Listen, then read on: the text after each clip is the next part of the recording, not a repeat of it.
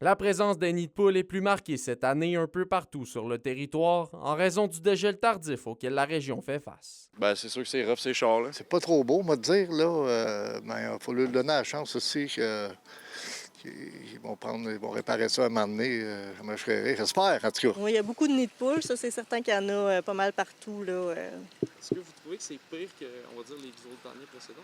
Ben, probablement, sauf que, tu sais, avec l'hiver qu'on a eu, je pense que c'est normal. Je suis plus à pied, là. Je prends pas beaucoup mon auto, mais ouais, il y en a des gros.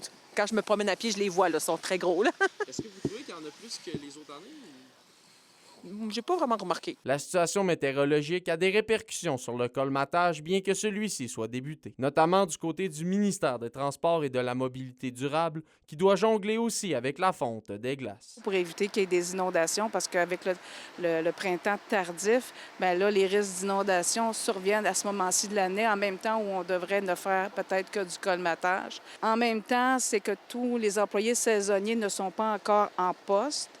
Les effectifs vont augmenter au fil des semaines, ce qui fera en sorte qu'on pourra accélérer la cadence pour ce qui est du colmatage. Le travail est également amorcé du côté de Rouyn-Noranda, alors que 2 équipes municipales sont actuellement à pied d'œuvre. On se concentre vraiment principalement sur les artères, les collectrices, toutes nos routes, là, si on veut, qui sont un peu comme priorité 1 là, en hiver, en déneigement, bien, ils deviennent, si on veut, nos priorités au niveau des nids de poules.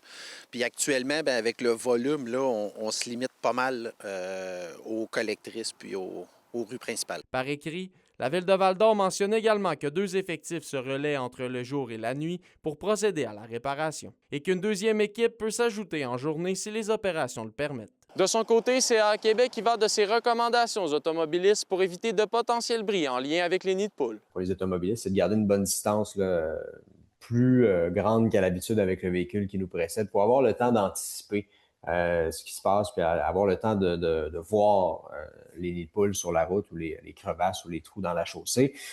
Donc, ça va vous permettre de ralentir aussi avant l'impact si vous n'êtes pas capable de l'éviter. Parce ce qui est déconseillé de faire, là, c'est vraiment de freiner au moment où on passe dans le trou. En raison du dégel tardif, la période de colmatage risque d'être plus longue que prévu cette année. Olivier Morin, RNC Nouvelles, Rouyn-Noranda.